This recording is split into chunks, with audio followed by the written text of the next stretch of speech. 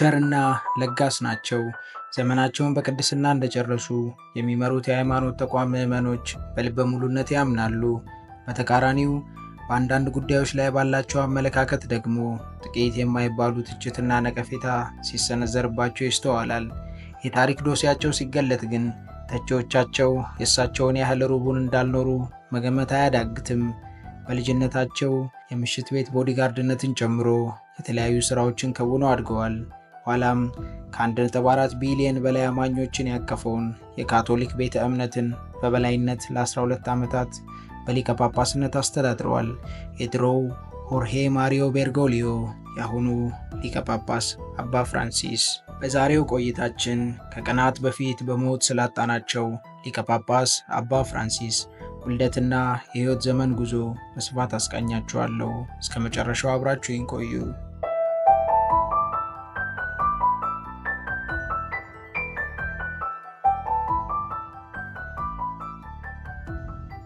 ሆርሄ ማሪዮ ቤርጎሊዮ በ1936 እንደ አውሮፓውያን አቆጣጠር በቦነስ አይረስ አርጀንቲና ተወለዱ። እናትና አባታቸው የጣሊያን ስደተኞች እንደነበሩ ታሪካቸው ይነግረናል። አባታቸው የጣሊያን ዜግነት ያላቸው ሲሆን እናታቸው ደግሞ አርጀንቲናዊ ነበሩ። እድገታቸው የነበረውም እዛው ቦነስ አይረስ አርጀንቲና ነበረ። የመንፈሳዊ ሕይወት ጉዟቸው የጀመረውም በ16 ዓመታቸው እንደነበረ የግል የታሪክ ዶሴያቸው ይነግረናል።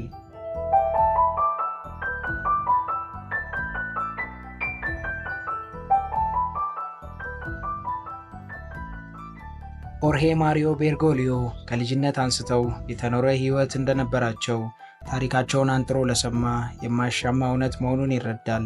በልጅነታቸው እንደ ማንኛውም አርጀንቲናዊ ቦርቀውና ተጫውተው ትምህርታቸውንም ተከታትለው ነበር ያደጉት።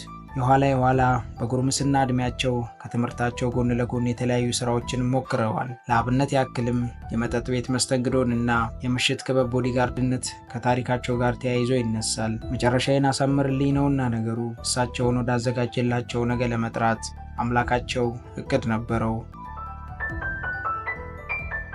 ብዙም ሳይጎረምሱ ነበረ በአንዲት በተባረከች ቀን ምክንያት የአምላካቸው ፍቅር በልባቸው የሰረጸው። ነገሩ ወዲህ ነው።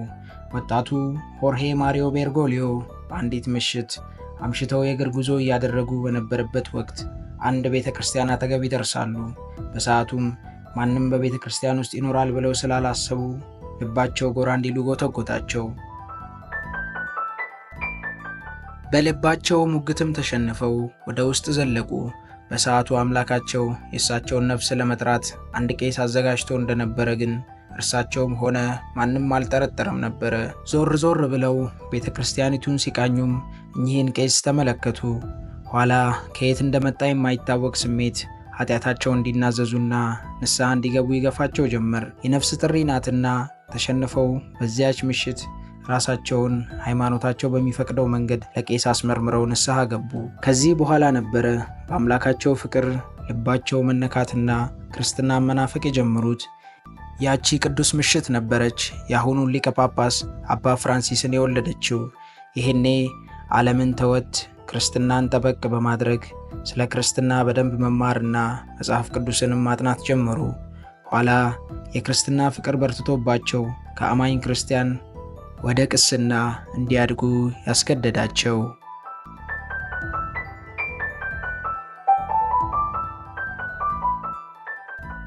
በካቶሊካዊት ቤተ እምነት ሥርዓት ማንም ሰው ቄስ መሆን አይችልም። አንድ ምዕመን ቅስናን ለመቀበል የካቶሊክን ፍልስፍና ማጥናትና ወንድ መሆን አለበት። በተጨማሪም አለማግባትና በድንግልና መቆየት ይጠበቅበታል። ከዚህ ሁሉ በኋላ ደግሞ በቤተ ክርስቲያኒቱ ውስጥ ማገልገልም የግድ ነው። በቅስና ማዕረግ ያረካ ክርስቲያን ደግሞ ወደ ቀጣዩ ማዕረግ ወደ ጵጵስና ወይንም ቢሾፕነት ያድጋል። እዚህ ማዕረግ ውስጥ መግባት የሚችሉት ቀድመው የቀሰሱና የተመረጡ ሰዎች ብቻ ናቸው። በመላው ዓለም ዛሬ ላይ 406,996 የካቶሊካዊት ቤተ ክርስቲያን ቄሶች ሲገኙ በጵጵስና ደግሞ 5,600 ብቻ ጳጳሳት ቤተ ክርስቲያኒቱን እያገለገሉ ይገኛሉ። አንድ ቄስ ወደ ቢሾፕነት ለማደግ በዋናነት 3 መስፈርቶችን ማሟላት አለበት። በቅድሚያ ከ35 ዓመት በላይ መሆን ግድ ሲለው ይህንን ያሟላ ቄስ ቢያንስ በትንሹ ለ5 ዓመታት በቅስና ማገልገል ደግሞ ቀጣዩ መስፈርት ነው። ሁለቱን ያሟላ ቄስ በሦስተኛነት በቴዎሎጂ ወይንም በተዛማች የትምህርት ዘርፍ የዶክትሬት ዲግሪ ማግኘት ግድ ይለዋል። እነዚህን ሁሉ ከተሟሉ በኋላ በጥብቅ ጥናትና ክትትል ለጵጵስና መብቃት የሚችሉ ቄሶች ይመረጣሉ። ሦስተኛው የቤተ ክርስቲያኒቱ የማዕረግ ደረጃ ካርዲናልነት ሲሆን በካርዲናልነት የሚሾሙት ጳጳሳት ከሌሎች ጳጳሳት የሚለዩት በሚሰጣቸው የተለያየ የሥራ ኃላፊነቶች ነው። እንዲሁም ካርዲናሎች መሾም የሚችሉት በሊቀ ጳጳሱ ብቻ ነው። በዚህ ሰዓት በመላው ዓለም የሚገኙ ካርዲናሎች 200 ይጠጋሉ። የቤተ ክርስቲያኒቱ የመጨረሻውና አራተኛው ማዕረግ ሊቀ ጳጳስነት ሲሆን ይህም በመንፈስ ቅዱስ መሪነት ካርዲናሎች በሚያደርጉት ምስጢራዊና ዝግ ስብሰባ ላይ ተመርኩዞ ሹመቱ ይፈጸማል። ስብሰባው እንደተጠናቀቀም ነጭ ጭስ በመልቀቅ ለምዕመኑ አዲስ ሊቀ ጳጳስ የመመረጡ ዜና እንዲበሰር ይደረጋል። በካቶሊክ ቤተ እምነት ሕግ መሠረት ሊቀ ጳጳስ እያለ ሊቀ ጳጳስ አይሾምም። በቤተ ክርስቲያኒቱ የአገልግሎት ኅብረት መሠረትም ቄሶች የአጥቢያ ቤተ ክርስቲያንና ምዕመናን ጠባቂዎች ሲሆኑ፣ ጳጳሳቱ ደግሞ ካቴድራሎችን በበላይ ጠባቂነት ይመራሉ። ከፍ ብለው የሚገኙት ካርዲናሎች ደግሞ የተለያዩ አስተዳደራዊ ኃላፊነቶችን ይከውናሉ። በመጨረሻም ከፍተኛውን ማዕረግ የተጎናጸፈው ሊቀ ጳጳስ ደግሞ የቤተ ክርስቲያኒቱ ራስ ሆኖ በቤተ እምነቱን በበላይነት አካል ተቀምጦ ይመራል። ይህን ሁሉ አልፈው ነበር ሆርሄ ማሪዮ ቤርጎሊዮ ሊቀ ጳጳስ ሆነው ያገለገሉት። የቀደሟቸው ሊቀ ጳጳስ በሕይወት እያሉ የተሾሙ የመጀመሪያው ሊቀ ጳጳስም ነበሩ። ይህም የሆነው ቀድሟቸው ሲያገለግሉ የነበሩት ሊቀ ጳጳስ በፈቃዳቸው በቃኝ ብለው በማመልከታቸው ነው። ሆርሄ ማሪዮ ቤርጎሊዮ ወደ ቫቲካን ከተማ ለሚስጥራዊ የሊቀ ጳጳስ ምርጫ በካርዲናልነታቸው ተጠርተው ሲመጡ ሊቀ ጳጳስ ሆኜ እሾማለሁ ብለው ስላላሰቡ ቤተሰቦቻቸውንም ሳይቀር ሳይሰናበቱ ነበር የመጡት። ነገር ግን የፈጣሪ ፍቃድ ሆነና የሊቀ ጵጵስና ማዕረጉ ወደ እርሳቸው አመራ። የሚገርመው ነገር በበዓለ ሲመታቸው ላይ ቤተሰቦቻቸው እንኳን እንዲገኙ አልፈቀዱም ነበር። ለዚህም እንደ ምክንያት ያቀረቡት ቤተሰቦቻቸው እርሳቸውን በዓለ ሲመታቸውን ለመታደም ብለው ቫቲካን ከተማ ድረስ ሲመጡ የሚያወጡት ወጪ ከፍተኛ ነው ብለው ስላሰቡና ይህም ወጪ ለድሆችና ለችግረኞች እንዲሰጥላቸው አብዝተው አጥብቀው ቤተሰቦቻቸውን ስላሳሰቡ ነበረ። ሆርሄ ማሪዮ ቤርጎሊዮ 266ኛው የካቶሊክ ቤተ ክርስቲያን ሊቀ ጳጳስ ሆነው ሲሾሙ የቀደመ ስማቸው ወደ ፖፕ ፍራንሲስ ተቀየረ። ከእርሳቸው በፊትም በዚህ ስም የተጠራ ሊቀ ጳጳስ አልነበረም።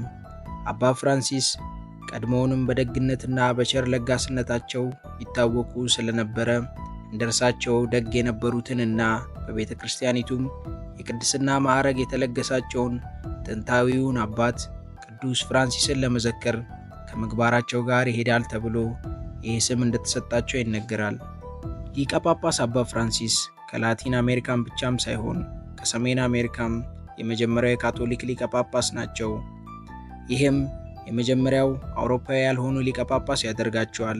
ሊቀ ጳጳስ ሆነው ተሹመው ከነበረበት ለአውሮፓውያን አቆጣጠር ከማርች 2013 አንስቶ ከዚህ ዓለም ድካም በበሽታ ምክንያት እስከተለዩባት ቀን ድረስ ክርስቲያናዊ ማንነትን በመላበስ አምላካቸውና ምዕመናቸውን ማገልገላቸው የማያጣላ እውነታ ነው። ካለፉ በኋላ የሕይወት ዶሴያቸው ሲመረመር ቸርና ለጋስ የድሆችና የስደተኞች ወዳጅ እንደነበሩ እንረዳለን። አባ ፍራንሲስ ባለፉበት ወቅት በስማቸው ከተገኘ 100 የአሜሪካን ዶላር ውጪ ምንም ሀብት አላፈሩም።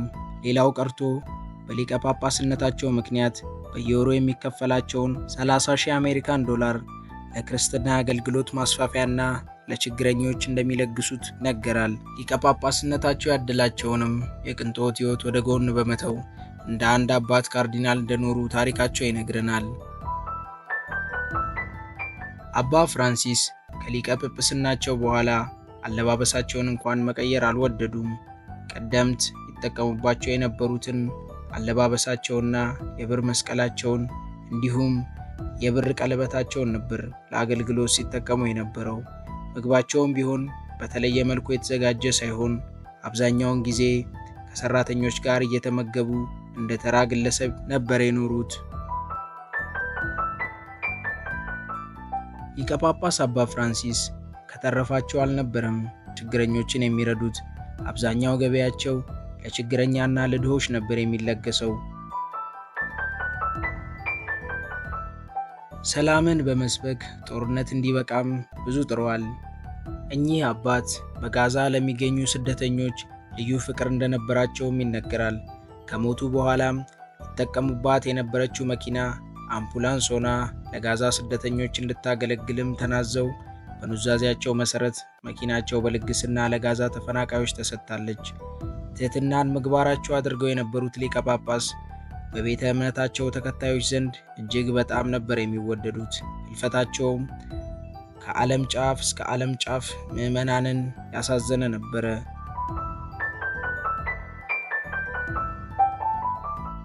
ሊቀ ጳጳስ አባ ፍራንሲስ በርካታ ትምህርቶችን ተምረዋል። በፍልስፍና፣ በሥነ ጽሑፍ፣ በሳይኮሎጂ እና እንዲሁም በነገረ መለኮት የመጀመሪያ ዲግሪ ያላቸው ሲሆን በኬሚስትሪም ሁለተኛ ዲግሪያቸውን ሰርተዋል። በተጨማሪም የተለያዩ ቋንቋዎችን አቀላጥፈው ይናገሩ ነበረ። ለአብነት ያክልም የስፓኒሽ፣ ከባድ የሆነውን የጀርመን ቋንቋ፣ የላቲንና የጣሊያን ቋንቋዎችን መናገር ብቻ ሳይሆን ይጽፉባቸውም ነበረ። እንግሊዝኛና ፈረንሳይኛን ደግሞ አቀላጥፈው ይናገሩና ይግባቡባቸው ነበረ። አባ ፍራንሲስ ለእግር ኳስ ልዩ ፍቅርም ነበራቸው። የሀገራቸው የአርጀንቲና ቡድን ጨዋታዎችንም በሀገራዊ ስሜት ይከታተሉ ነበረ። ከእግር ኳስ ተጫዋቾችም ለዲያጎ ማራዶና ጥልቅ አድናቆት እንደነበራቸው በተለያየ ጊዜ ባንጸባረቋቸው ሐሳቦች ገልጸዋል። ወደ መንፈሳዊ ሕይወት ከመሳባቸው በፊትም በሀገር አርጀንቲና በታንጎ ውዝዋዜ እሳቸውን የሚረታ አልነበረም። ታንጎን እሳቸው ይደንሷት እስኪባል ድረስ ተመልካቾቻቸውን ያስገርሙ ነበረ። ሊቀ ጳጳስ አባ ፍራንሲስ በእርግዝና መከላከያዎች ዙሪያና በአንድ ወቅት ግብረ ሶዶማዊነትን በተመለከተ ባንጸባረቁት ሐሳብ ትችቶችን አስተናግደው ነበረ። እንደ ሐሳባቸው አገላለጽም ግብረ ሰዶማዊነት ኃጢአት መሆኑን ቫቲካን ታምናለች፣ ነገር ግን ግብረ ሰዶማውያን ከቤተ ክርስቲያን ሊታገዱ አይገባም በማለታቸው ከፍተኛ ተቃውሞን አስተናግደው አሳልፈዋል። በስተመጨረሻም ከብዙ የሕክምና ክትትል በኋላ ለዘመናት ሲያሰቃያቸው በነበረው የደም ግፊትና ምድብ 2 የስኳር በሽታ አማካኝነት ለስትሮክ ተጋልጠው እንደ አውሮፓውያን አቆጣጠር በአፕሪል 21 2025 ከዚህ ዓለም ድካም በ88 ዓመታቸው አረፉ። ሥርዓተ ቀብራቸውም በኑዛዜያቸው መሠረት በቅድስት ማርያም ቤተ ክርስቲያን የተለያዩ የሀገራት መሪዎች፣ ተጽዕኖ ፈጣሪዎችና ምዕመናን በተገኙበት ተገቢው ሥርዓተ ፍታት ከተደረገላቸው በኋላ በሮማ ጣሊያን ተፈጽሟል። ካቶሊካዊት ቤተ ክርስቲያን ለደረሰባት መሪር ሐዘን መጽናናትን እየተመኘን እንዲሁም ስለተሾሙት አዲሱ ሊቀ ጳጳስ ደስታችንን እየገለጽን የዛሬው መርሃ ግብራችንን እዚህ ላይ እናበቃለን።